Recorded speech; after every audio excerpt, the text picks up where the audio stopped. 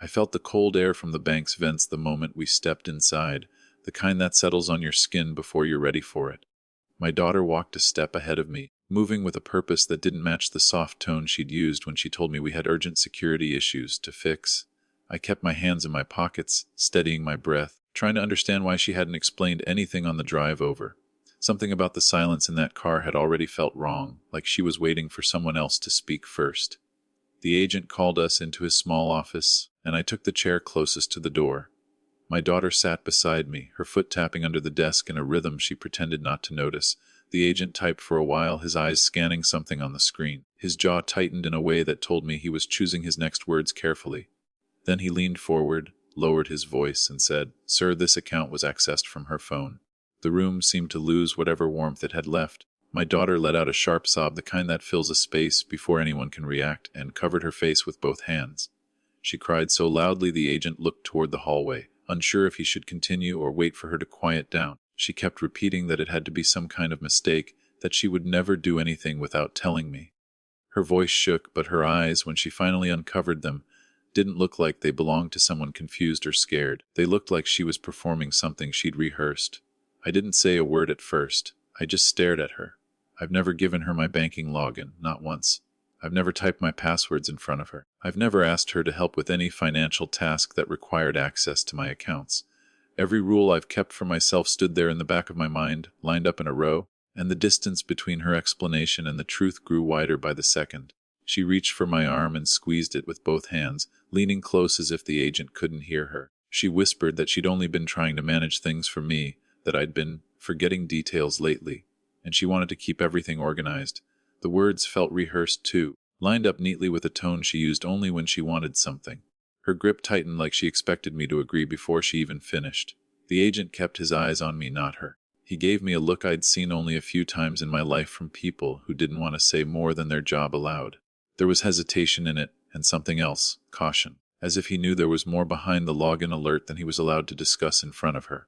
That look settled something heavy in my chest. Her reaction didn't fit the accusation. Her crying felt too loud, too fast, too ready. And the agent's silence, that small pause before he spoke again, told me I wasn't imagining any of it. Something had slipped through the cracks, something she didn't think I'd ever hear about. Suspicion didn't arrive slowly. It clicked into place like a key turning in a lock I didn't know she had touched. I walked out of that bank office with my daughter still clinging to my arm, but my mind wasn't in that hallway anymore. It drifted back to the evening my wife took her last breath, the quiet shock of the hospital room, and the days that followed. My daughter stepped in almost immediately, telling me she would handle the details I wasn't ready to face. I didn't argue. Grief leaves a man hollow, and she knew it. She moved into the center of my routines before I had time to understand how quickly things were changing. She started visiting every week, always with a grocery bag in her hand or a stack of mail she said she picked up for me. At first, I thought she was just being thoughtful. She'd tidy the kitchen, straighten the papers on my desk, and ask if I needed help with anything I was putting off. Small things, simple things. But she never left my bedroom door open after she walked past it. She'd close it behind her with a soft click, as if protecting me from something I didn't see. My son tried to keep in touch from out of state, but most of the calls went through her.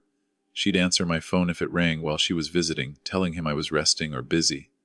I didn't think much about it then. She always framed it as saving me the trouble. But slowly, the distance between me and my own son grew without any real reason. It felt like conversations were being redirected before they reached me, softened or reshaped in ways I never asked for. Her questions started to shift too. At first they were about my health, my appointments, my sleep. Then they became questions about my savings, my pension, the small property I'd sold after my wife's funeral. She'd ask where I kept certain documents, or whether I had updated my beneficiary forms since Mom passed. She'd say it lightly, like she was just thinking out loud. But she asked again 2 weeks later, then again after that. There was always a reason, always a new angle, and I couldn't quite place why the pattern felt off. She liked to say she was protecting Dad from confusion, especially when she misplaced a piece of mail and blamed the post office, or when she reorganized drawers I didn't ask her to touch. The first time she used that phrase, I brushed it aside. The second time it stung. I was grieving, not confused, but she said it in that soothing voice she used on her clinic patients, as though speaking to someone who might break if pushed too hard. It made me feel smaller than the man I'd been. The shift became harder to ignore the day she offered to organize my paperwork. She said it so casually, sitting at the dining table with a pen between her fingers. Something in me resisted, though I couldn't explain why. I hesitated, and she noticed. Her smile tightened for just a second before she continued sorting through envelopes I hadn't opened yet.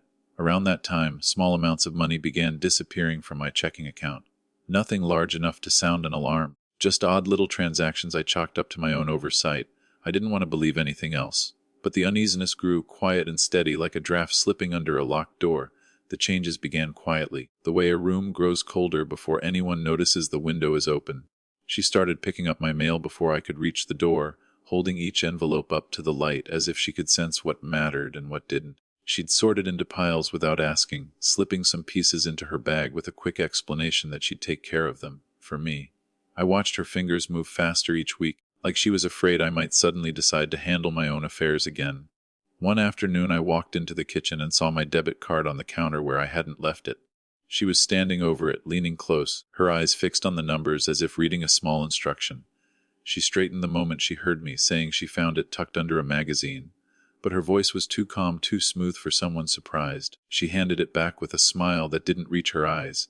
I slipped it into my wallet and told myself I'd keep it there from now on.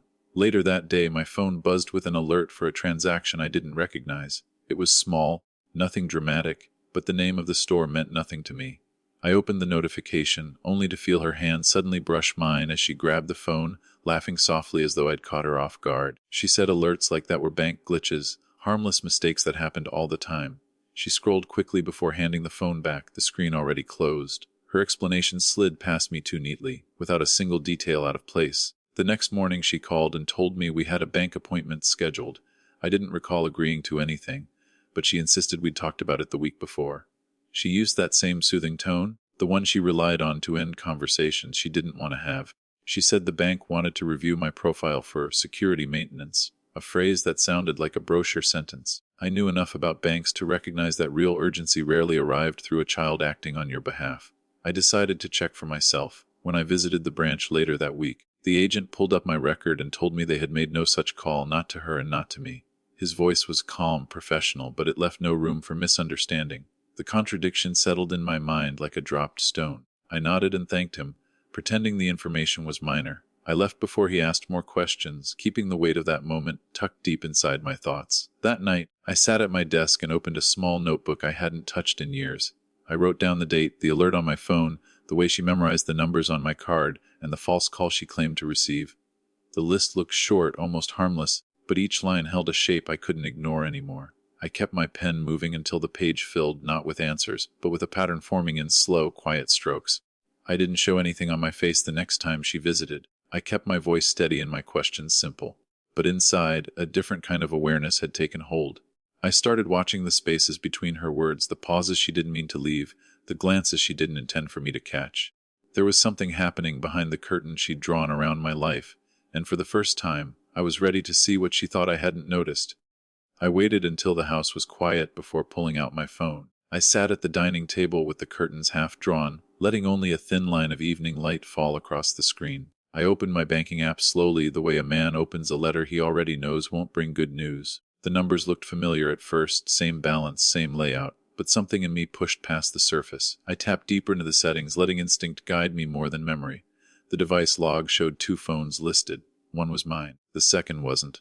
It carried a name I didn't recognize, a string of letters that looked like a default setting on a new device. My chest tightened in a steady, controlled way as I scrolled through the timestamps. Some of the logins happened when I was asleep. Others happened at hours I knew my phone was locked in the drawer beside my bed. I read each line twice, not because I doubted what I saw, but because I needed to accept what it meant. I moved to the transaction list next. A handful of payments had been routed to online accounts with names I didn't know. Small amounts, scattered across different days, spaced out enough to escape notice unless someone was looking for them. I tapped one of the entries and saw nothing but a vague label that told me everything and nothing at the same time. It felt like opening a door into a room that had been rearranged without asking. The next time my daughter visited, I asked a simple question about a missing statement. Her face tightened first, then her voice. She shifted the blame to the bank, to delays, to automated systems she claimed were unreliable. When I asked a second question, her irritation surfaced like a blade's edge. She didn't raise her voice, but the change in her eyes was sharp enough to register. She didn't like me checking anything on my own. She didn't like me asking direct questions. That was clear. Later that evening, when she left for the store, I made an anonymous call to the bank from the landline she never used. I kept my voice steady, told the agent I wanted to understand recent activity without giving my full name. The agent hesitated only long enough to confirm the account number I offered. Then he said someone had requested password resets multiple times over the past weeks. His tone was calm, but the information carried a weight that landed squarely on my shoulders. When I asked who made the requests, he said they couldn't share caller details, but noted the request came through as if made by someone with access to my personal information. I thanked him and hung up before my voice betrayed the shift happening inside me. The next morning my daughter arrived early, holding a folder of papers she said needed my signature. She claimed she'd been fixing glitches, smoothing out errors the bank kept making. She said it like she was doing me a favor, brushing aside the very questions I had just begun to form. She pushed the pen toward me, urging that everything had to be done quickly. I didn't sign a single page. I told her I would look them over on my own time. Her smile faded, but she didn't push. Not then. That night, I made my decision. I would verify everything in person, without her standing beside me, without her guiding the conversation. Whatever she thought she was hiding, I needed to see it with my own eyes, and I needed to see it alone. I arrived at the bank just after it opened, the air outside still carrying that early morning chill that settles into a man's bones. I didn't call ahead. I didn't tell my daughter I was leaving the house. I walked straight to the counter and asked to speak with the manager, keeping my voice as even as I could. The teller led me to a small room in the back, a place I'd never been before, with a glass wall that made everything feel too open and too exposed. The manager greeted me quietly, almost cautiously, as though he already sensed why I'd come. I sat down across from him, folding my hands in my lap to steady the nervous tremor in my fingers. He asked a few simple questions, typed my information into his system, and then his expression changed. Not dramatically, but with a slow tightening around the eyes that told me he was looking at something he wished he wasn't responsible for explaining. He turned the monitor slightly toward me and pointed to a section labeled Authorized Access Requests. My daughter's name was there in plain text. She had tried to add herself as an authorized signer on my account. The request had been denied because the bank required me to be present, but the record remained. The date matched one of the afternoons she had brought over groceries and insisted on reviewing my important papers. I remembered the way she hovered behind me that day, her hand on my shoulder, her eyes tracking every envelope I opened. Then he clicked another tab marked Signature Records. A scanned document appeared, showing my name written in a shape I recognized but didn't own. The strokes were sloppy, the spacing uneven, like someone trying to mimic handwriting from memory. My chest tightened as the manager pointed out the authorization form she had attempted to submit. It carried just enough resemblance to pass a casual glance, but he wasn't casual. He knew the difference. He opened a third file, one I didn't expect. My retirement account beneficiary had been changed, quietly, without any notification to me. The new beneficiary was my daughter. The old document naming my wife remained in their archive system, but the updated version carried a digital stamp from a month earlier. I stared at the screen, feeling the cold air in that office settle deeper into my back. The manager continued in that calm, steady voice bank employees use when they know the truth is too heavy to soften. He showed me a log of failed login attempts traced to a device ID that matched my daughter's phone. There were more than a dozen spread across several weeks, each one time stamped at moments I knew I was asleep or sitting in the living room with my phone locked beside me. Then he pulled up a record showing she had attempted to increase my withdrawal limits, a change that would have given her access to sums of money I rarely touched. I didn't speak. I didn't raise my voice or ask why. I just stared at the screen, at the pieces of a puzzle I hadn't wanted to believe existed. My heart didn't race. It slowed. A physical chill ran from the back of my neck down to the base of my spine. The quiet truth settled in with a weight that felt older than I was. My own child had been preparing to take everything, not in a moment of desperation, but through a series of deliberate steps she didn't expect me to see. The manager stepped out to bring in their fraud specialist, a man with a calm face and a voice that carried the tone of someone who had seen the same patterns far too many times. He sat beside the manager, opened a fresh screen of activity logs, and asked my permission to review the full record. I nodded. My hand stayed still on the table, but a quiet tension pulled through my shoulders as he began reading through the timestamps line by line. He explained each entry in plain, steady language, no jargon, no exaggeration. The second device accessing my account, the repeated password resets, the attempted changes to my withdrawal limits, the efforts to register an additional signer, the edits to my retirement beneficiary. Every action followed the same digital trail, all pointing back to the same phone. He didn't say my daughter's name, but he didn't need to. The confirmation sat between us in a silence none of us tried to fill. When he finally leaned back, he pressed his fingers together and spoke in a tone that left no room for confusion. He said the pattern matched cases of elder financial exploitation, deliberate, planned, and disguised as caretaking. The words landed with a cold weight, heavier than any document he'd shown me. Hearing it from someone trained to recognize deception turned the suspicion I'd been carrying into a fact I could no longer push aside. He told the manager to freeze all sensitive changes immediately. They placed protective flags on every account linked to my name, restricting access to authorized devices only.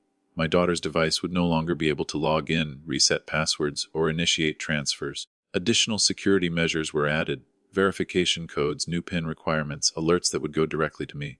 I watched them work in quiet coordination, each step another thread pulled out of the web she'd built around my finances. The specialist looked at me with a seriousness I hadn't seen earlier. He advised me not to sign anything she brought to the house, not to let her handle documents, and not to be alone with her when discussing financial matters. He said it gently, but the implications cut deep. I nodded again, though this time it felt less like agreement and more like acceptance of a truth I'd been trying to ignore. As I walked out of the bank, my phone began to vibrate. Her name filled the screen. I let it ring until it went to voicemail. She tried again, then again. The tone of her messages shifted with each recording, first full of concern, then coated in sweetness, then edged with irritation she didn't bother hiding. By the fourth call, her voice carried a clipped urgency, demanding that we fix things together and meet at the bank immediately. I sat in my car with the phone resting in my palm, listening to each message once, then deleting it. The shift in her tone wasn't random. It was the sound of someone realizing control was slipping. She wanted to steer the narrative before I reached conclusions she couldn't reshape. But it was too late for that. The threat wasn't a theory anymore. It wasn't suspicion or doubt or quiet unease. It was confirmed, documented, and unfolding faster than I could have prepared for. As I started the engine, one thought settled in my mind with a clarity I couldn't avoid. Whatever she planned next would force a confrontation neither of us could walk away from unchanged. I placed the stack of printed fraud logs on my dining table, smoothing the edges with a steady hand. The bank had given me everything I asked for: login histories, device records, beneficiary changes, every failed access attempt she thought I'd never see. The papers felt heavier than their weight, as if the truth inside them carried its own gravity. I read each page once, then slid them into a folder and locked it in the drawer where I kept my important documents. It wasn't fear that guided me, but something quieter and colder, the kind of resolve a man reaches when he finally knows what he's dealing with. That afternoon I contacted Elder Protection Services. I kept my voice calm and factual as I explained the situation. They confirmed every step the bank had taken was appropriate and told me I'd done the right thing by verifying everything alone. The woman on the phone spoke with the tone of someone trained to handle delicate truths. She didn't push, didn't judge, just gave clear next steps and reminded me I wasn't imagining the pattern. When the call ended, I felt the weight of responsibility settle onto my shoulders in a way that felt steady, not crushing. My daughter arrived not long after, the door swinging open before I even reached the hallway. Her face was flushed, eyes wide, breath sharp. She moved through emotions the way a storm moves through air. Too fast, too loud, too sudden. First she cried, leaning against the counter as though the world had wronged her. Then she raised her voice, accusing me of shutting her out, of not trusting the one person trying to help. When that didn't land, she softened, placing her hands on my arms, using that trembling voice she relied on when she wanted to steer my decisions. She pulled a folder from her bag and said we needed to sign the last set of forms before the bank closed. She didn't explain what the forms were. She didn't give me time to read them. She just pushed a pen toward me and insisted the bank was making things difficult, that we needed to act quickly so she could fix everything. The speed of her words didn't match the calm she tried to mimic. Underneath the rush I heard something sharp, a fear that came not from concern for me, but from losing control of whatever she had set in motion. I told her we could handle it together at the bank. I kept my tone even, agreeable, the same tone I used with anxious students decades ago when calm in a classroom. She paused, surprised, then nodded too quickly. She believed she'd pulled me back into her version of the truth. I didn't correct her. I didn't show a single flicker of the folder locked in my drawer. I called the bank once she stepped outside to take a call. The manager and fraud officer agreed to be present. Their voices carried quiet certainty, not alarm. They understood the weight of what we were walking into. When we finally walked into the bank that evening, my daughter stayed half a step ahead of me, clutching her folder like it held her future. I watched the tension in her shoulders, the tightness around her jaw, the way her eyes kept shifting toward the offices in the back. She thought she was guiding me into a conversation she could control, but I knew better. Today the truth wouldn't stay hidden behind her tears or her explanations. Today the threads she'd pulled so carefully would unravel in the one place she couldn't twist them. The moment we stepped into the small office, my daughter shifted into a performance I'd seen only pieces of before. She rushed ahead of me straight toward the manager, clutching her folder against her chest as though she were protecting something fragile. Her voice rose fast, sharp with emotion, accusing the bank of harassing her father, of confusing him, of making mistakes that were now hurting their family stability. She spoke as if she were the one who'd been wrong, casting glances at me for support I didn't offer. The fraud officer stood near the desk, hands folded, expression steady. He waited for her to finish without interrupting or reacting to her accusations. When she finally paused to catch her breath, he spoke in a tone that was calm enough to cut through the noise without effort. He said he understood her concerns, but the bank had a responsibility to address the activity found on the account. Then he stated plainly every unauthorized access came from one device, and that device was identified as hers. The room went still for a moment. She blinked, then shook her head, then reached for outrage. She said the logs had to be wrong, that she only ever tried to help me, that she'd logged in with permission. Her voice cracked on the last word, but the officer didn't look away. He simply opened the folder on the desk and placed the printed logs between us. Each page carried timestamps and device IDs laid out in a way that didn't require explanation. He added the attempted beneficiary change next, the form bearing a signature that looked like mine only from a distance. Up close, it betrayed every rushed stroke.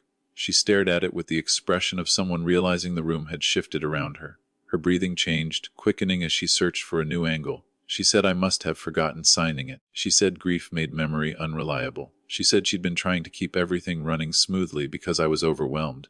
The manager stepped in then, his voice low and controlled. He laid out the timeline, each attempt mapped to dates and times she claimed to be helping me with groceries or sorting through paperwork. He corrected her statements with quiet precision, noting that certain requests required personal identification she never had the right to use. His tone wasn't accusatory. It was factual, clinical, the sound of truth placed in order. The shift in her face was small at first, a tightening around the jaw, a flicker in her eyes as she realized the structure of her story couldn't hold. Then the defensive rage surfaced, sharp and sudden.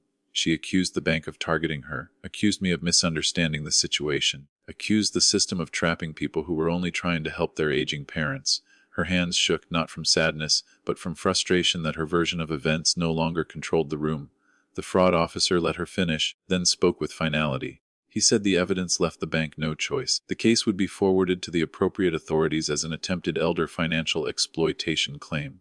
It wasn't dramatic. It wasn't emotional. It was a procedural step delivered with calm certainty. My daughter's expression changed completely then. The mask she'd worn for months, maybe years, fell away in a single moment. The tears stopped. The pleading stopped. Her voice flattened, and her eyes hardened in a way I had hoped I'd never see in my own child. She realized there was no escape, no angle left, no version of the truth she could reshape to protect herself. And for the first time, she didn't try to pretend otherwise. The elder protection officer arrived later that afternoon, carrying a thin folder and a seriousness that didn't need any explanation. She spoke with the same calm firmness the fraud specialist had used, measured, clear, and without any attempt to soften the truth. She reviewed the documents the bank provided and asked a few questions, each one designed to form a record that would stand on its own. When she finished, she filled out an official report for attempted financial exploitation. Her pen moved with quiet purpose, the kind used for matters that would change the shape of a family forever. The bank manager escorted us to the front desk afterward, where he added final notes to my profile. He clicked through screens with a certainty that reassured me more than his words. My daughter's name was erased from every access point. A permanent block was placed on her ability to inquire about my accounts, make requests, or initiate changes. He explained they had flagged the profile so her device couldn't connect even by accident. His tone made it clear the bank had seen situations like mine before, even if no parent ever prepared for it. By the time we stepped out into the hallway, my daughter was gone. She hadn't waited, hadn't said a word, hadn't looked back. The officer told me she would be contacted formally for questioning. If the investigation confirmed the pattern they'd already documented, charges could follow. She said it gently, but the impact landed with a weight I could feel in my chest. I nodded, not because I wanted the outcome, but because I understood the path was no longer mine to shape. Word spread through the family faster than I expected. Some called with disbelief, insisting my daughter would never do such a thing. Others remained quiet, unsure how to respond to something they didn't want to believe. A few hinted that I must have misunderstood, that grief sometimes makes men overprotective of their money. One relative asked if I'd considered letting the matter go, for the sake of peace. I ended the call before the frustration in my voice broke through the calm I was trying to hold. When I returned home, the silence hit harder than any argument could. The familiar rooms felt different, like they carried the echo of a truth I hadn't wanted to face. Losing a spouse is one kind of emptiness, losing a child by betrayal is another entirely. I sat in the living room with the folder from the bank resting beside me, listening to the clock on the wall mark each second with a slow, deliberate tap. The weight of everything she had planned settled over me, heavy and cold. The fraud officer called that evening to check in. He asked if I felt safe, if I needed further support, if I wanted additional security measures added to my profile. His voice carried a steadiness that helped anchor me, even as the hollow feeling in my chest refused to lift. He assured me the account was protected, the alerts were active, and nothing could be changed without my direct approval. When the call ended, I sat alone in the quiet house, letting the mix of sorrow and anger settle in their own separate places. The betrayal didn't hit in a single moment. It spread slowly, touching each memory, each conversation, each smile I now had to reconsider. Justice had begun its quiet process, but it didn't mend the sense of loss. It only clarified how deep the break truly went. In the weeks that followed, I rebuilt my routines piece by piece, not out of fear but out of the understanding that a man my age has to be deliberate with every part of his life. I changed every password, set new alerts, and organized my documents in a locked cabinet only I could access. I took over the errands my daughter once insisted on handling. It felt strange at first, moving through tasks I had allowed someone else to manage, but the quiet control steadied me. I wasn't reclaiming my independence. I was remembering it. Mornings became simpler. I made my own breakfast, read my own mail, checked my accounts before the coffee finished brewing. Nothing dramatic, nothing loud. Just small steps that returned ownership of my days back into my hands. And with every reset, I felt a part of myself settle, like a room being put back in order after too many changes made without permission. I thought often about how betrayal hides itself inside gestures that look like care. People say they want to help, and sometimes they mean it. But sometimes help is only a doorway to control, and the hands guiding you are not keeping you steady. They're steering you where they want you to go. The hardest truths are the ones that come from the people who claimed they were protecting you. That kind of wound doesn't bleed. It just sits there, quiet and heavy, asking you to notice the parts you ignored. If there's anything I've learned from all this, it's that seniors have to guard themselves in ways our parents never imagined. Protect your logins. Monitor every account, no matter how small. Verify intentions instead of assuming them. Trust slowly, even with the people who share your blood. Love is not a shield. It's not a guarantee of safety. It's only the starting point, and what comes after depends on character. Not titles, not promises, not shared history. I don't blame myself for trusting my daughter. Trust is a natural instinct, especially when grief leaves a house too quiet.